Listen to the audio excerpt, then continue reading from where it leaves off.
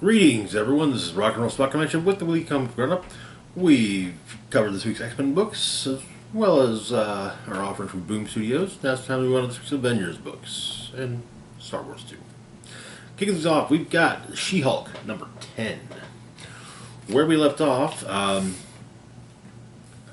She-Hulk confronted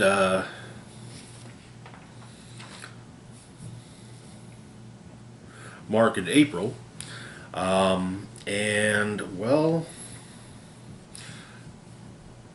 Jack of Hearts showed up, and it seemed like maybe things did not go well for Jack, while April and Mark managed to escape. Jen is worried that Jack's dead. But he's not. He needs his containment suit, and so he flies off. And life goes on. Turns out looks like she was potentially involved in the recent merging of Limbo and New York Dark Web. And she also had cases.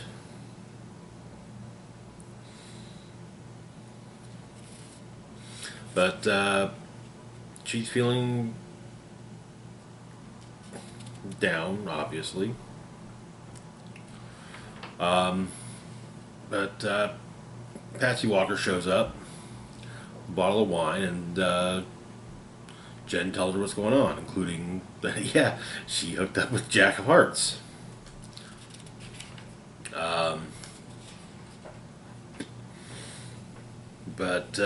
Then she reflects on past relationships, like her marriage to John Jameson, Man Wolf, how John seems to prefer her as Jen.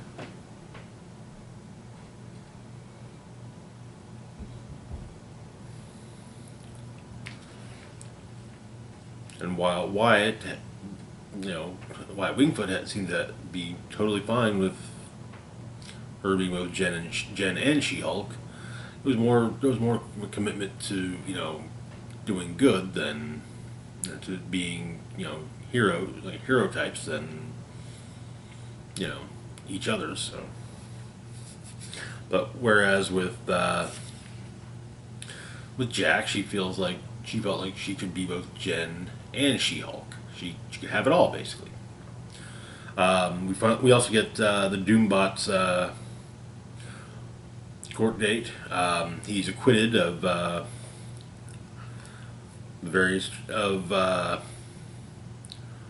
terroristic threats and manslaughter, but he's still found guilty of jaywalking. Jen's boss Mallory is wanting to celebrate this. Apparently, she won the firm's first case, as in it's the first case of the firm, and Jen won. So, but Jen just wants to drop off some files and head home. Shortly after arriving, Jack of Hearts is there.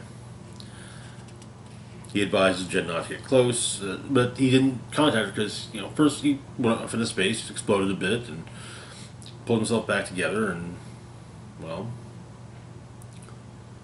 wasn't sure that she wanted him to come back as Jack of Hearts. But food is offered, and so Jen basically empties out her freezer, like, okay, let's eat. And that is where the issue ends. The story's still ongoing, so it's not the end of the story, but, I do like that it ended on a better. And that idea that, Jack made her feel like she could have it all, that's cute. I like that.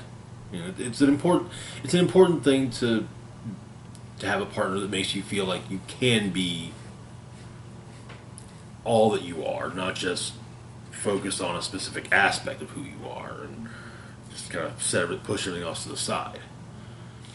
when you've got a partner that makes you feel like you can be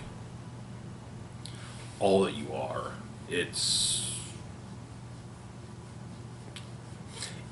can help you discover more about yourself.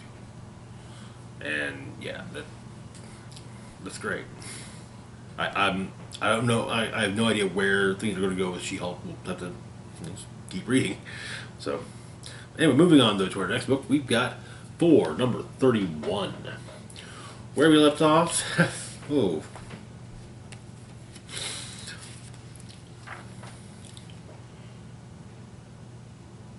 Yeah, Thor was viewing a time storm, basically.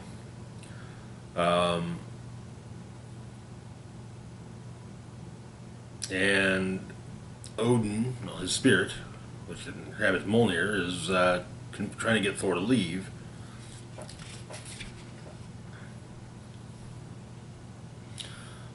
When Lausa shows up, no longer a child, tells him not to look into the time storm, and she tells him to check on his dead. As Lausa leaves, Thor asks what that means, and Lausa says that she doesn't know, but Thor told her that he would know. In Valhalla, Valkyrie, Jane Foster, has arrived, and it's empty. So the thought then, but so Jane suggests they go to hell, hell.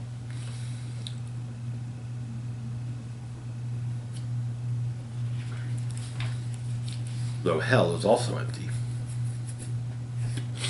aside from the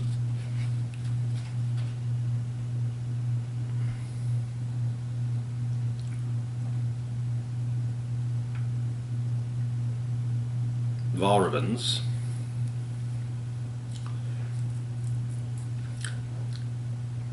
Odin's spirit takes control of Mjolnir to smack one of them, but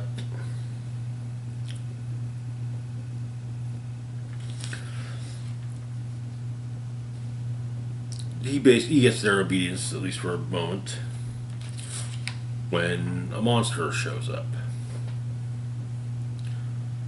Nidhogg, Eater of the Dead, Terror of Corpses.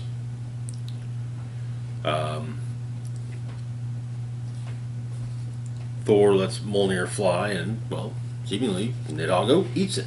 Though Thor recalls Mjolnir and it pops out through Nidhogg's eye. However, Odin's voice can no longer be heard when Thor holds it from Mjolnir. In Latveria, it appears that the Lord of Hell, Hela, has been captured by Doctor Doom. And that's where our primary story is. We also have a backup story, guest starring Black Panther. Bast has called Thor and Black Panther. Apparently Odin owes a boon to Bast. The door to the realm of the dead that would be under her purview has become damaged, and so there are things in there that should not cross into the realm of the living, and so it is asked that Thor, in his father's place, help to seal the door. And so Thor and T'Challa go to deal with it. They have to get they have to basically stop take a lion prisoner. When they arrive in the throne room of Bast, they're met by Emmett, who intends to chow down on T'Challa and Thor, and the cat. Ament is defeated, and the portal is sealed. But it appears it was more done. But the sealing of the portal was done more by T'Challa, and so Thor still a boon is still owed to Bast from Odin and now Thor. That is where the issue ends. The primary story is getting very interesting, and I noticed just like with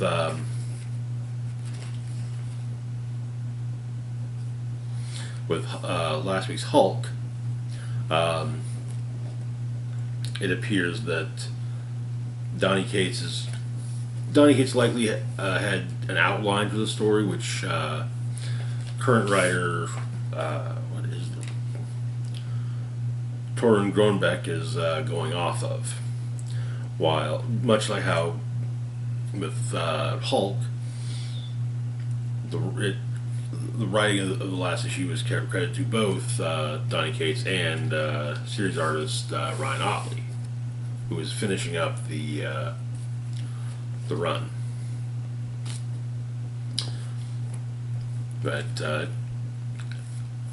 this Thor run has definitely been very interesting, to say the least. Moving on, though, to our next book, we have Savage Avengers number 10. Where we left off, the Savage Avengers had managed to regain their living forms, having been turned into Deathlocks, though it seemed that Jake Gallows had sacrificed himself in trying to stop Ultron.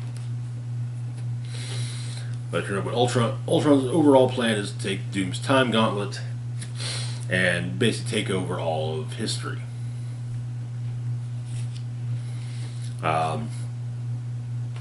The Savage Avengers band together, work together. However, Ultron has managed to take the remains of Jake Gallows and turn him into a Deathlock.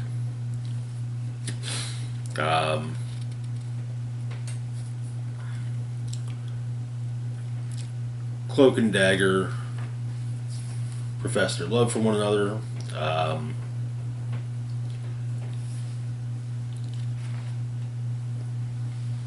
And Daredevil frees some of Ultron's prisoners, some of the heroes of 2099. We've got 2099 Ghost Rider, we've got Spider-Man, Bloodhawk, La Lunatica, Ravage, and it looks like the Sorcerer Supreme. But they're able to also Miles Morales Deathlock is able to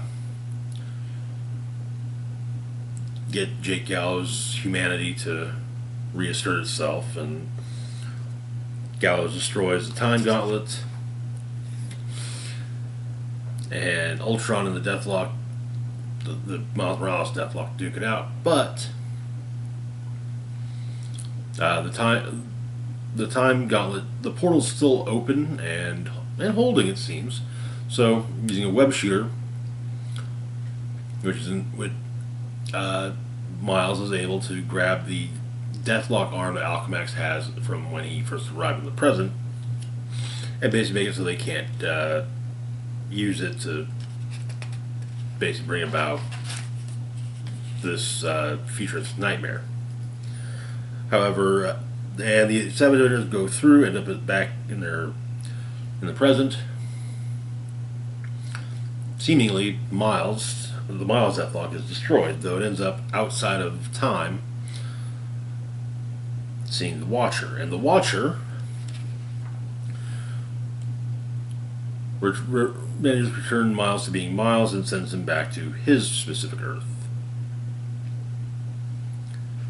where he's reunited with Ironheart as well as, at the very least, Gank. And that is where... And Jake Gallows discards the head of Ultron, buries it in a grave that's marked with his own name. In the present, the Savage Avengers are trying to figure out what to do now when Fin Fang Foom attacks, and so they leap into action. And that is where the series ends. This wraps up the second volume of Savage Avengers. Will there be a third volume? Time will tell. This only lasted 10 issues, so not entirely holding my breath, but, hey, stranger things have happened. Moving on to our next book, we've got Dr. Aphra, number 29. Where we left off, Aphra and the Spark Eternal had come to an arrangement so that they were sharing Aphra's body. However, Aphra, Sonostaros and her new crew have been tasked by Dominia Tage to bring Aphra to her.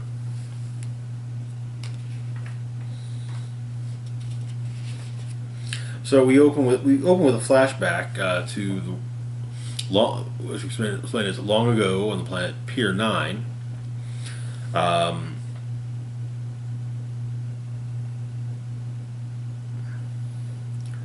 The leader of the Ascendant is arriving on the planet. Apparently, a splinter sect has their headquarters there.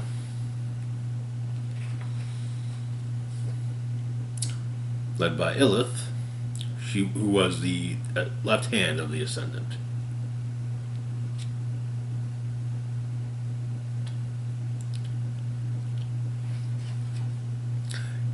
In the present, Aphra and the droids arrive. Looking at the door, however, there appears to be lots of potentially lightsaber scarring, but at the very least, energy weapon scoring on the door. But BD launches a assault on the door, opening it, and the spark gives Aphra access to what it saw when Darkseekers attacked.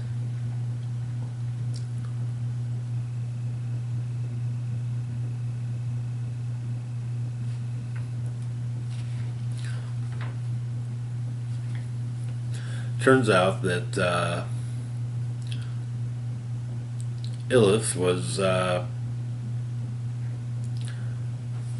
basically, the idea was that since there's a light side and dark side of the Force, the Spark Eternal must also have a light and dark.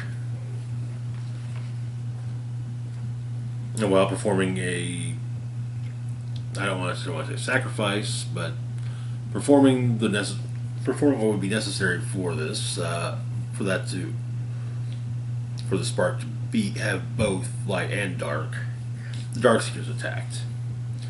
The Ascendant, members of the Ascendant counterattacked, but yeah. Back with Staros and her crew, Kofan Ferris has joined it and basically says, "Hey, look, if we can maybe use the Fermata cage to imprison the spark."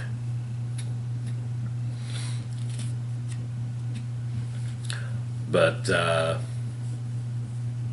cage also, of course, the Fermata cage. Basically, we find out that there's not an ancient Sith Lord imprisoned within it, but Vader. But the rumors of this are being purposefully spread by Kira to bring Vader and the Emperor to the Fermata cage, with the idea of imprisoning them within. So the idea becomes to, three birds, one stone. Get Vader, the Emperor, and the Spark Eternal all imprisoned within the Fermata cage. But we see more of the Sith assault on the Ascendant, and Illith died.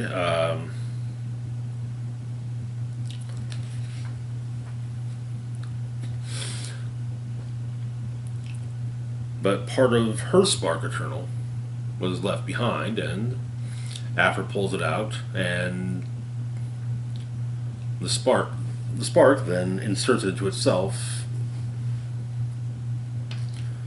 and once again takes full control of Aphra's body, and her and the droids head to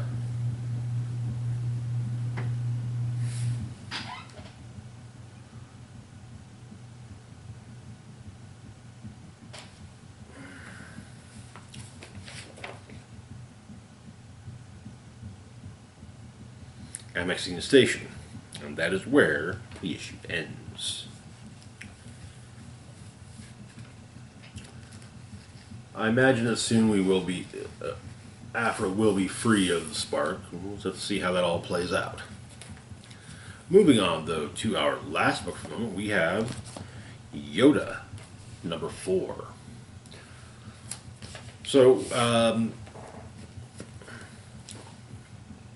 in the last issue, the first arc of this mini came to its close.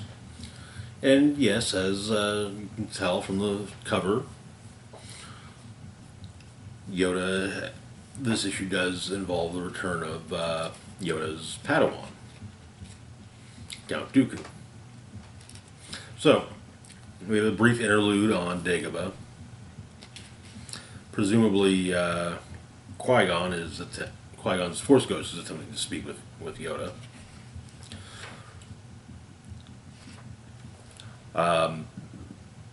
Well before the fall of the Republic, Master Yoda has summoned Master Dooku. Basically wanting, and Yoda explains that as Master Dooku appears to be so focused on the future of the Order, perhaps he should help shape the future of the Order. And Dooku is shown current younglings who are lightsaber training, and it's suggested that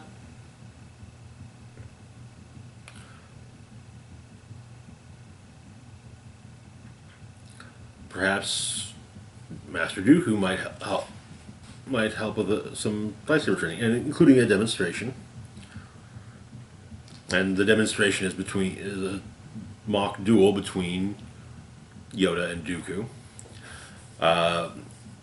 Dooku points out, seems to be quite fond of the fact that there's a Wookiee initiate training alongside a Trandoshan initiate. Of course, they've been brought up in the temple, so they didn't have they away from the prejudices of their peoples. It's also, and Yoda also states that the two of them, the friendship between the two reminds Yoda of the friendship between Dooku and Sifo Dyas, whom Dooku asks about. One might recall that Sifo Dyas is the Jedi Master who supposedly commissioned the Kaminoans to clone the Grand Army of the Republic.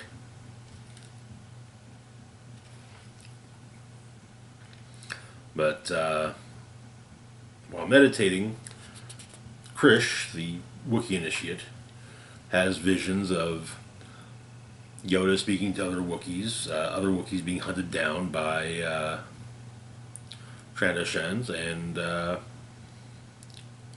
Trandoshan Jedi raising the lightsaber in anger. And also fights between Wookiees and Trandoshans. Later in the Temple archives, Krish is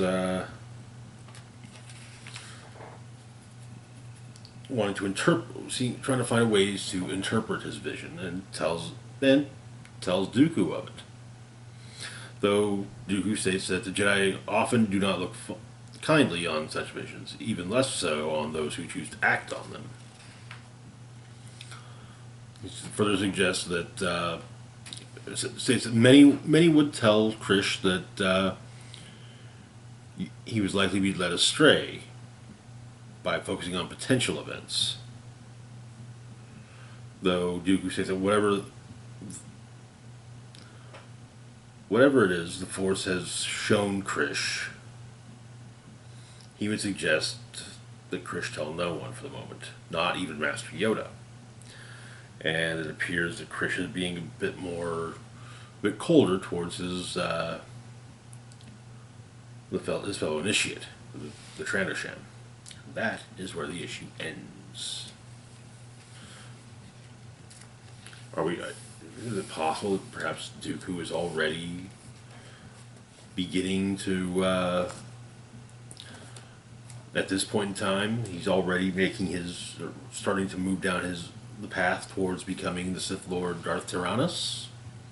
Perhaps. Won't find out probably, at the very least, until the next issue. Anyway, that is going to do it for now. As always, feel free to like, share, and subscribe.